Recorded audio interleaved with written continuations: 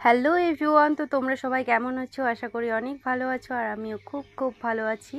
তো দেখতে পাচ্ছ প্রতিদিনের মতো কিন্তু আজকেও আমি নিয়ে চলে এসেছি একটা ইউনিক রেসিপির ভিডিও। সরি, রেসিপি না, মানে এই যে সজনে পাতাগুলো দেখছো, এগুলো আমরা খাই। তো এগুলোর ডাল, মানে আমরা গ্রাম্য ভাষায় এগুলোকে ছেঁকা বলি, তোমরা কে কী বলো আমি জানি না, বাট আমরা ছেঁকা বলি। তো এই ছ্যাঁকাটা কিন্তু খেতে কিন্তু ভীষণ সুন্দর লাগে, আর এটা কিন্তু তেল ছাড়াও রান্না হয়। তো আমি সেটাই বাছছিলাম, মানে রান্না করব আজকে, সেই জন্য ওইগুলো বেছে বেছে বানাচ্ছিলাম আমি। দেখতেই পাচ্ছ সজনে পাতাগুলো কত সুন্দর আর খেতেও খুব মজা কিন্তু।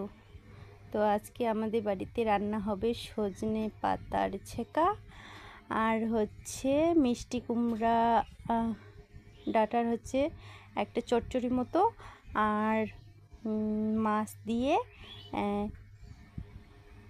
শলা কচু, মানে ওই পানি কচুর তরকারি। তো সেটা আমি রান্নার পুরো ভিডিওটা এই ভিডিওতে দেখাইনি, এইটুকুই শুধু।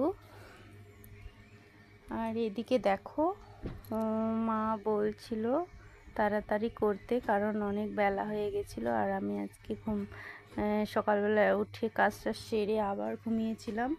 বৃষ্টি পড়ছিল তাই জন্য ঘুমিয়েছিলাম, তো অনেকটা দেরি হয়ে গেছিলো আবার উঠতে।